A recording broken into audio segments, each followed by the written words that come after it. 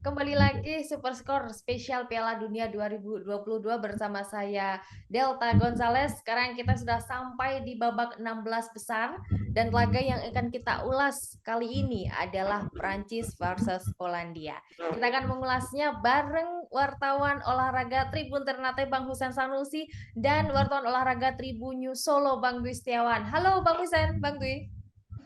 Halo, semangat, semangat. Semangat, semangat. Kita sudah sampai ke babak 16 besar. Bentar lagi final. Tapi masih jauh ya. Oke, Prancis versus Polandia. Kita ke Polandia terlebih dahulu deh, Bang Dwi. Di sini Polandia menelan kekalahan di eh, laga terakhir ya saat lawan Argentina yang saya rasa itu cuma laga hiburan, laga sparring aja karena memang sudah dinyatakan lolos. Nah, gimana nih pengamatan Bang Dwi seputar penampilan Polandia di grup C ya dan dia lolos sebagai runner up grup C.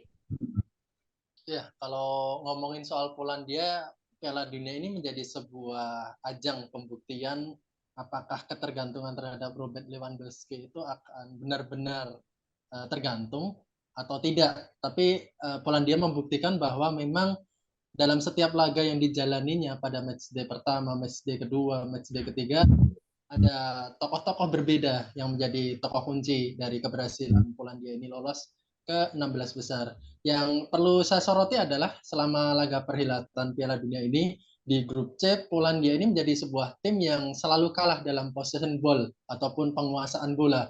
Berarti saat melawan Meksiko ya pada laga perdana saat kita ingat Lewandowski gagal memanfaatkan peluang menjadi penalti setelah ditepis Ochoa. Polandia hanya penguasaan bolanya 42%. Laga penguasaan itu juga berlanjut ke laga kedua saat bertemu dengan Arab Saudi, di mana mereka diserang-serang habisan dengan menguasai 36% saja, dan melawan Argentina kemarin dengan 27% saja.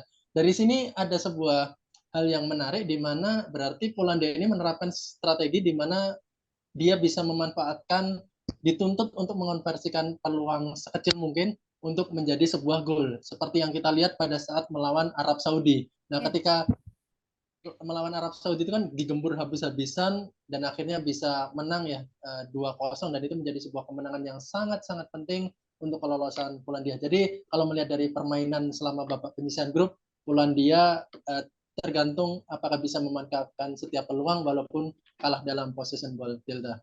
Ya, oke. Dan nampaknya antara Argentina dan Polandia juga mainnya itu untuk bisa menghindari Prancis di babak 16 besar. Nah, di sini jatahnya Polandia ternyata yang bertemu dengan Prancis. Oke, Mas Husen, Prancis ya, kita sudah di luar kepala lah kalau ngomongin soal Prancis. Dia juara bertahan di 2018 kemarin dan juga di dua laga pertama di fase grup menang, lalu kemudian kalah di fase fase grup terakhir di match ketiga lawan Tunisia gara-gara mungkin spekulasi dari Didier Deschamps yang menampilkan pemain lapis kedua. Gimana ini pengamatan dari Bang Husen? Ya, pada pertandingan terakhir melawan Tunisia, eh, itu bisa kita simpulkan adalah pertandingan itu coba-coba yang gagal yang dilakukan oleh Deschamps. Jadi dia melakukan apa spekulasi-spekulasi yang saya kira sangat ekstrim sekali ya, di mana semua pemainnya dia ganti, dia sisakan satu orang si Varane yang apa yang dia pasang di pertandingan melawan Tunisia, dan hasilnya pun mereka kalah 1-0. Untungnya cuma kalah, cuma kebobolan satu gol karena dia di pertanding pada babak kedua langsung memasukkan kayak semacam panik gitu kan. Nah, ini sudah gagal betul ini gitu. Nah, kayak semacam panik, akhirnya dia masukkanlah si Mbappe dan pertandingan akhirnya berubah gitu kan. Ini artinya sebenarnya apa yang dilakukan oleh Deschamps itu ada bagusnya juga sebagai seorang pelatih yang memikirkan bagaimana timnya masih memiliki perjalanan panjang di Piala Dunia ini, sehingga dia memberikan waktu istirahat kepada timnya karena Prancis tidak memiliki waktu istirahat yang panjang gitu kan di Piala Dunia ini untuk menghadapi babak knockout. Tapi itu pun gagal. Untungnya kemarin kalahnya cuma 1 ya, tapi nggak ada yang untung lah dari sebuah kekalahan itu. Saya melihat Deschamps ini dia kemarin cukup berani ya. Dia yang awalnya itu pakem sepak bolanya Prancis itu kan dia bermain dengan 4-2-3-1, Giroud berada di lini depan. Tapi kemarin Giroud juga dicadangkan. Terus kemudian dia menerapkan strategi 4-3-3 dan ternyata itu gagal. Nah, ini artinya Prancis sebenarnya di pertandingan-pertandingan selanjutnya apabila mereka mampu menghadapi Polandia di pertandingan 16 besar, terus dia lolos ke babak selanjutnya, saya kira Prancis harus berpikir ulang, si Deschamps harus berpikir ulang untuk menerapkan strategi yang sama. Kalau dia hanya menerapkan formasi 4-2-3-1, di mana itu telah menjadi pakumnya dia dari sejak lama, itu kemungkinan akan mudah dibaca oleh tim-tim lain. Dan itu menjadi warning tersendiri bagi Prancis apabila mereka ingin menggapai cita-citanya mereka sebagai tim yang mampu mempertahankan juara Piala Dunia untuk pertama kali. Ya, oke. Jadi, prestasinya di Prancis hingga detik ini adalah, bisa mematahkan kutukan juara bertahan di Piala Dunia. Benar. Kemarin Prancis juara di 2018, namun, biasanya juara di Piala Dunia sebelumnya akan hilang di fase grup, akan selesai di fase grup, tapi Prancis berhasil mematahkannya dan kita tidak tahu apakah ini berlaku juga bagi juara Piala Dunia sesudah-sesudahnya, kita nantikan saja. Itu dari Prancis yang memang sudah besar sekali sejarah sepak bolanya. Nah, Bang Dwi, kita ngomongin Polandia ini merupakan laga knockout pertamanya sejak tahun edisi Piala Dunia 1986. Lantas di edisi yang 2002, terus juga 2006 sampai 2018 pun Polandia ia hanya sampai fase grup. Nah, lantas bisa nggak ini antisipasi Polandia untuk tidak bisa demam panggung saat bertemu dengan Prancis karena Prancis juara bertahan loh. Yang tentunya akan mempertahankan kejuaraannya di kali ini. Ya, kalau berbicara soal laga melawan Prancis tentu akan menjadi laga yang super sulit ya, mengingat juga apa yang telah dilakukan Prancis sejauh ini menjadi bukti bahwa mereka juga mempunyai motivasi yang berlipat untuk bisa mematahkan kutukan juara bertahan itu sendiri, dan fase pertama untuk mematahkan kutukan itu dengan lolos sebagai juara grup itu sudah sebagai pencapaian yang bagus. Kita tahu juga dalam rekor pertemuan Polandia juga tidak bisa berbuat banyak, di mana dari 5 pertemuan terakhir Prancis lebih banyak menang dan bahkan mayoritas menang. Hal itu menjadi indikasi bahwa memang Polandia ini seperti apa ya, kesulitan setiap kali menghadapi Prancis sendiri. Tapi kalau mengingat ini sudah fase gugur, fase knockout, tentu saya yakin Polandia tidak akan tampil dengan dengan situasi demam panggung ya. Mengingat ini menjadi sebuah penantian lama setelah sejak 86 di mana mereka terakhir kali tampil di fase 16 besar. Selanjutnya adalah saya berharap bisa memanfaatkan efek kekalahan Prancis pada laga terakhir. Ya, saya pribadi tahu apa yang dilakukan Prancis pada laga terakhir kemarin adalah uji coba ya, coba-coba saja. Tapi yang sangat disayangkan adalah kekalahan itu kan secara tidak langsung mencoreng rekor tak terkalahkan Prancis terakhir kali kalah pada saat Piala Dunia Brasil di 2014. Tentu hal itu bisa dimanfaatkan oleh Polandia untuk bisa menjegal Prancis pada laga kali ini. Dan yang selanjutnya adalah Polandia saya harap bisa mempunyai motivasi berlipat untuk menggagalkan ya Prancis dalam mempertahankan gelar juara, karena akan sulit untuk sebuah tim mempertahankan gelar juara dunia kali ini, dan saya berharap Polandia bisa menjadi tokoh yang bisa menyingkirkan Prancis dalam laga kali ini. Ya, jadi gemes ya ini Perancis, agar bisa disingkirkan, oke Polandia akan menjadi aktornya kali ini diharapkan. Nah lantas untuk ujung tombaknya Polandia Bang B, berkali-kali memang masih bertumpu di pundaknya Lewandowski. Nah apakah ada opsi lain ini agar tidak Lewi terus saja kita lihatnya? Apa mungkin ada Zelensky yang bakal menjadi rising star di Piala Dunia kali ini? Iya, kalau orang berbicara Polandia pasti berbicara tentang Lewandowski. Kita berbicara tentang Argentina, kita akan menyinggung Messi, kita berbicara Brasil, kita menyinggung Neymar.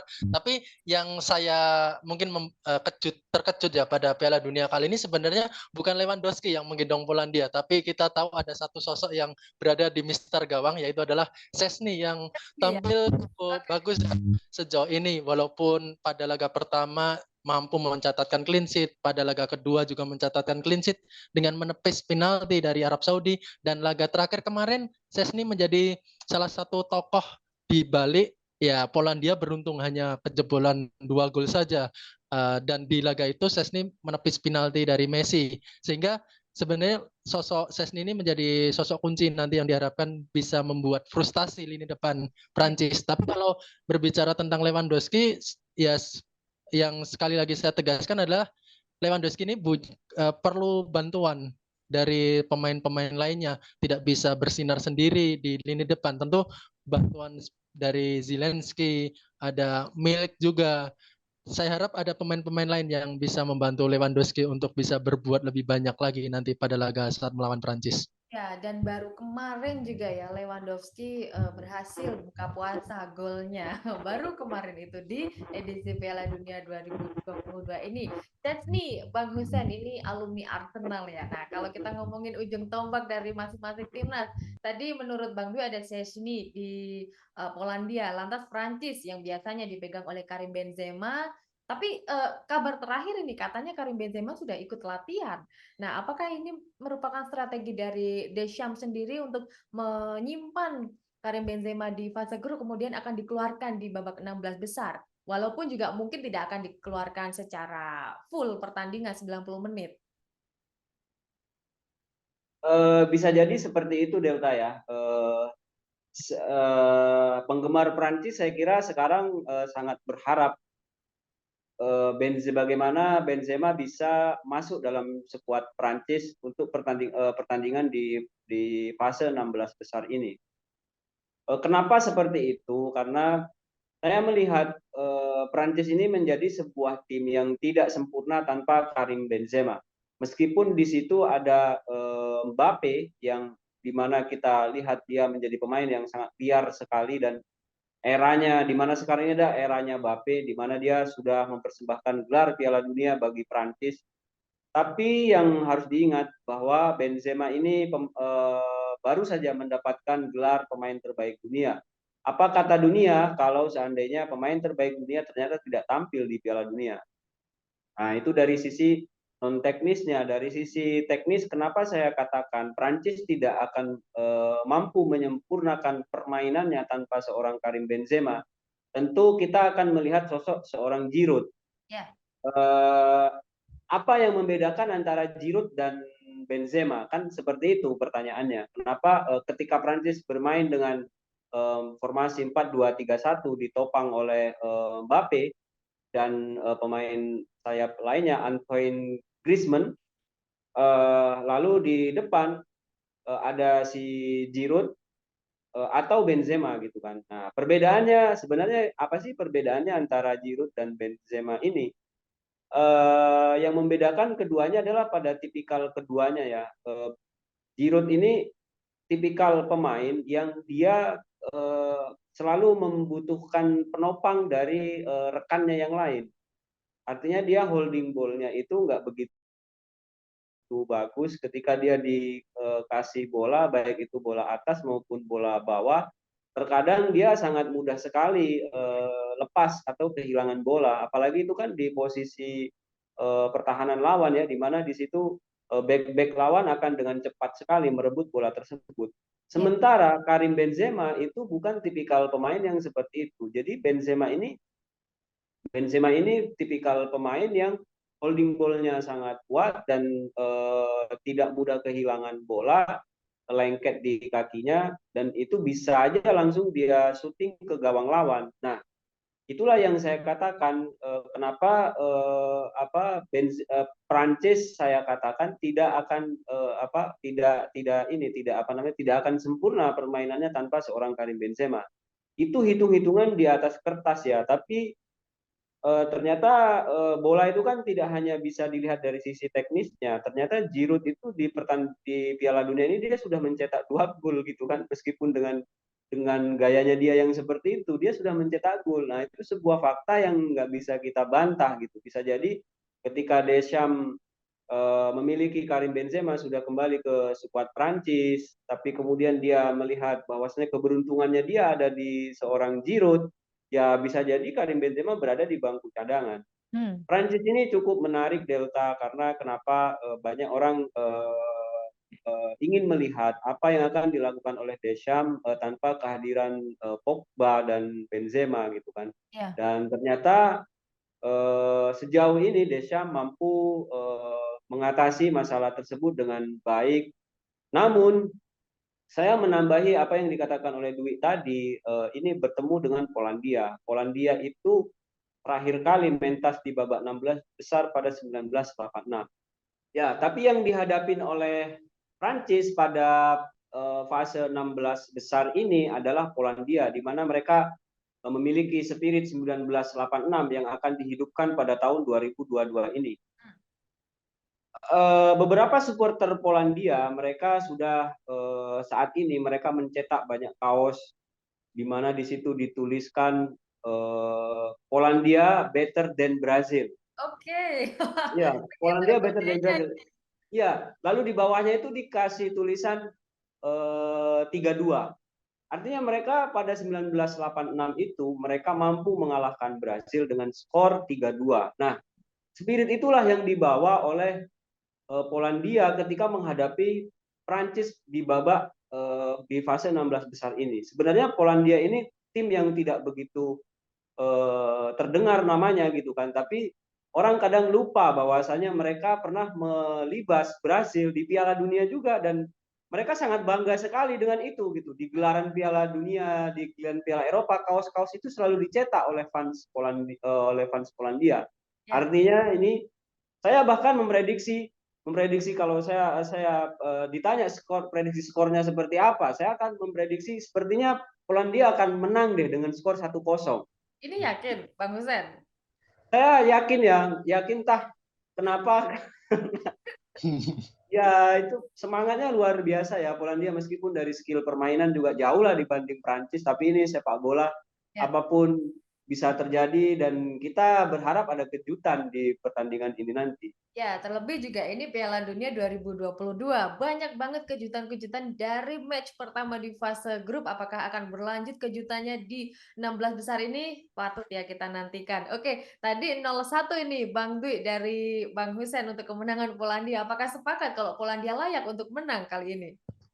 Ya, seperti yang saya sampaikan di awal tadi ya, bahwa saya juga merasa bahwa ini menjadi sebuah momentum bagi Polandia untuk mengulangi kembali keberhasilan mereka tahun 86 saat mengalahkan Brasil, di mana memang secara permainan oke lah Prancis di atas, secara skuad juga di atas, tapi pasti ada sebuah celah di mana Prancis akan bisa keteledoran, apalagi kan mereka itu seringnya fullbacknya juga naik, barangkali sisi-sisi itulah yang bisa dimanfaatkan oleh kecepatan Zelensky ataupun nanti Lewandowski dengan penempatan posisinya. Jadi saya memprediksi, saya juga berharap bahwa ini menjadi sebuah momentum Polandia bisa seperti Kroasia yang mengejutkan Piala Dunia 2018 dan bedanya laga kali ini terasa bersejarah di mana kalau Polandia bisa menyingkirkan juara bertahan itu tentu akan menjadi sebuah kenangan manis terlepas dari sejauh mana mungkin nanti Polandia bisa melaju di Piala Dunia kali ini Dilla. Jadi Ya. saya Itu skornya juga dicetak lagi nanti 1-0. kaosnya itu Dwi. Ya, benar. Dan saya kalau ditanya juga skor kemungkinan 0-1 untuk kemenangan Polandia dalam laga kali ini. Ya, skor tipis diprediksi akan muncul di laga Prancis versus Polandia dan tentunya sudah dapat terprediksi kalau laga ini akan berlangsung seru, penuh drama, penuh tensi tinggi dan sengit atmosfer stadionnya. Luar biasa ulasannya. Saya jadi penasaran, saya pokoknya wajib nonton Perancis versus Polandia, apakah benar 0-1 prediksi dari Bang Husen dan juga Bang Dwi? Oke, Bang Husen mau beli kaosnya juga? Saya sudah punya kaosnya, Better than Brazil itu saya punya saya. Oh, sudah punya, besok dipakai Iya. nanti kalau memang Ya, benar-benar Polandia lolos ke perempat final ya ini. berarti nanti kaosnya jadi Peter dan Prancis Mas kalau menang dalam laga kali ini. Betul, betul. Prancis ya. Oke, seru banget dan Tribuners, Prancis versus Polandia ini akan terjadi bertanding di Altumama Stadion pada Minggu 4 Desember pukul 10 malam waktu Indonesia Barat. Jangan lewatkan program Superscore spesial Piala Dunia 2022 yang akan tayang di YouTube Tribunnews dan Facebook Tribunnews. Terima kasih untuk Bang Husen dan juga Bang Dwi. Makasih Delta. Sampai jumpa di ulasan berikutnya. Tribuners, saya Delta Gonzales pamit undur diri. Terima kasih atas kebersamaannya. Sampai jumpa di laga selanjutnya.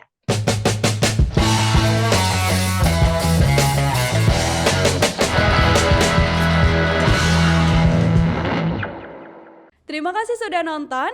Jangan lupa like, subscribe, dan share ya.